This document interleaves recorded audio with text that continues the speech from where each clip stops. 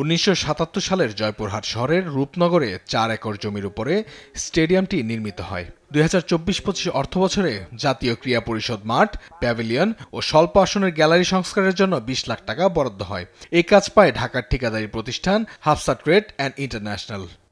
নিম্নমানের মাটি ব্যবহারের অভিযোগ ওঠার পর প্রশাসনের হস্তক্ষেপে তা সরানো হয়। ৪ মাসের মধ্যে কাজ শেষ হওয়ার কথা থাকলেও ৮ মাসেও তা শেষ হয়নি।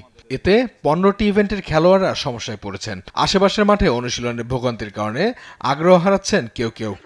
আগের বরাদ্দ ১০ লাখ টাকার কাজেও অনিয়মের অভিযোগ রয়েছে, যা তদন্তের দাবি জানিয়েছেন ক্রীড়াপ্রেমিকরা।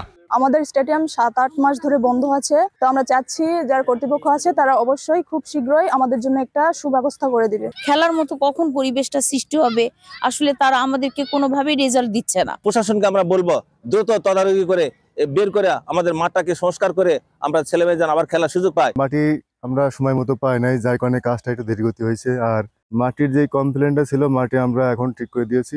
সংস্কারের ধীরগতির জন্য ঠিকাদারের গাফিলতিকে দায়ী করছেন জেলা ক্রীড়া সংস্থার অফিস সহকারী। মাঠ মেরামত সংস্কার কাজের জন্য বন্ধ হয়ে গেছে। আপাতত কোনো খেলাধুলা করা সম্ভব হচ্ছে না। ঠিকাদারে এক ধরনের গরিমসি, জানি না ভিতরে তাদের জাতীয় ক্রীড়া পরিষদের সাথে কি ধরনের কি কথাবার্তা হয়েছে, এগুলো আমার জানা নেই। মাঠ সংস্কারে দ্রুত ব্যবস্থা নেওয়ার কথা জানিয়েছেন জেলা প্রশাসক।